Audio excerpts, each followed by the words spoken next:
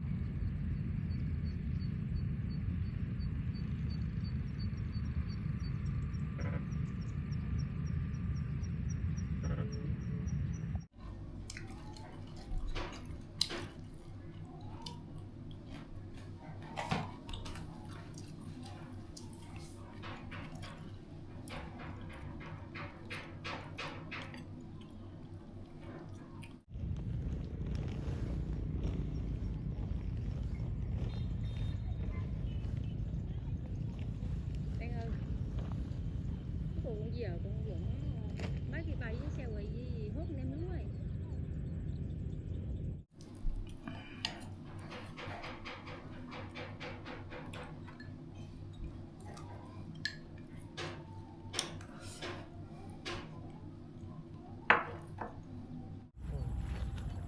Mấy cái? 3 cái.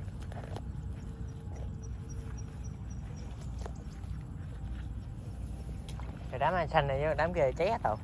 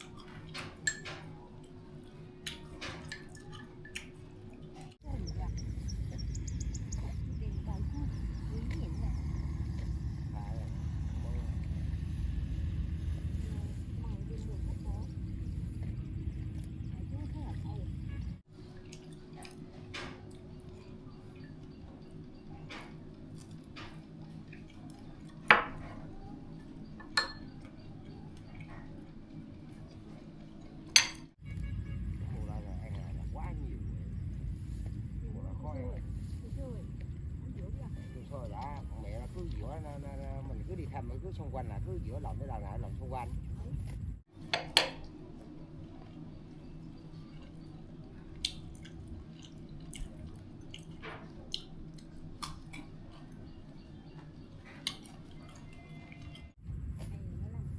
Nó mau góc lùi rồi nó mất gì nó rất là liều mau sầu liềm mà có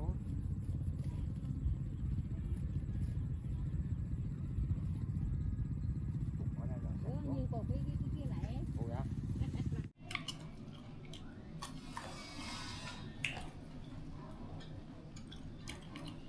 Không cái người bị chấm thôi. Mẹ nó tất chị nghĩ sao mới chiều ra chạy khoan lại sáng ra thấy lúc lúc có đầu gấu vậy đang bờ đang khỏi vậy. Rồi tự nhiên nó không có vô mà tự nhiên xa con phơ qua vậy tự nhiên ấy nó xuống nhiên nó tụt lại mất không. Tưởng thấy sao đám thơ mình tiếng thôi rõ ra nó mau đầu để rồi người không có thì bắt đầu bả vô cho mà dẫn ra. Mẹ nó tức không chịu được ai mới dậy khoan chiều ở cái sáng thì xuống gì nữa không thấy được luôn đang đi lúc có chợ vô mới phải mua khoan dậy lại như anh em còn là bắt không. Ghét tôi cũng đâu thêm nói 1-2 lần thôi tôi đâu thêm nói đó để nó có chạy vô đất con thôi lại không tự nhiên xa vậy thôi lại vậy ra là từ đất lại có tím này được nhiên có tím không bỏ nó quả gom lo mà đỡ quả bông rồi quá gom lắm nha. Ui, điện mới mua phòng mới dạy chiều này dạy sáng ra thấy nước tràn bờ lúc khỏi ra dạy hồi ra dạy cuối cùng phải mua dạy lại xuống lại thêm xuống lại